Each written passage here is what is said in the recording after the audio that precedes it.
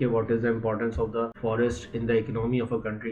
سے تو وہیں سے شروع کرتے ہیں. 4.8% فارسٹ کور ہے. 25% ریکمینڈیڈ ایریا ہے کسی ملک کا جو ہونا چاہیے. پاکستان میں صرف 4.8% ہے. What are the benefits of the forest resources? تو اس کو ہر چیز ہی اس کے اندر آپ دیکھیں کہ گڈس جیسے کہ آپ کو لکڑی ملتی ہے اس سے. اس کے علاوہ یہ کھانا بھی فراہم کرتے ہیں. اس کے علاوہ فیول بھی دیتے ہیں. ظاہر سی بات ہے لکڑی فیول کے طور پہ بھی استعمال ہوتی ہے. اس سے بایو پروڈکٹس بنتے ہیں. بہت ساری جڑی بوٹیاں ہیں یہاں پہ جو ملتی ہیں.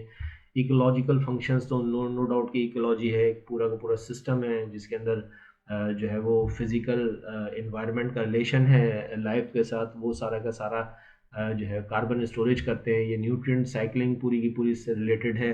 اور پانی اور ہوا کی پیوریفیکیشن کے لیے بھی جو ہے یہ موجود ہیں. اور پھر ظاہر سی بات ہے کہ وائلڈ لائف کے ہیبیٹیٹ ہے. یہ جانور یہاں پہ رہتے ہیں.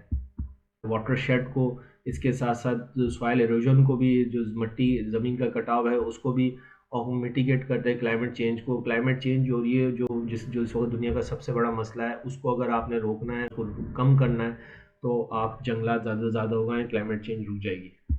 اکنامک بینیفٹس ظاہر سی بات ہے کہ انکم کا ذریعہ ہیں.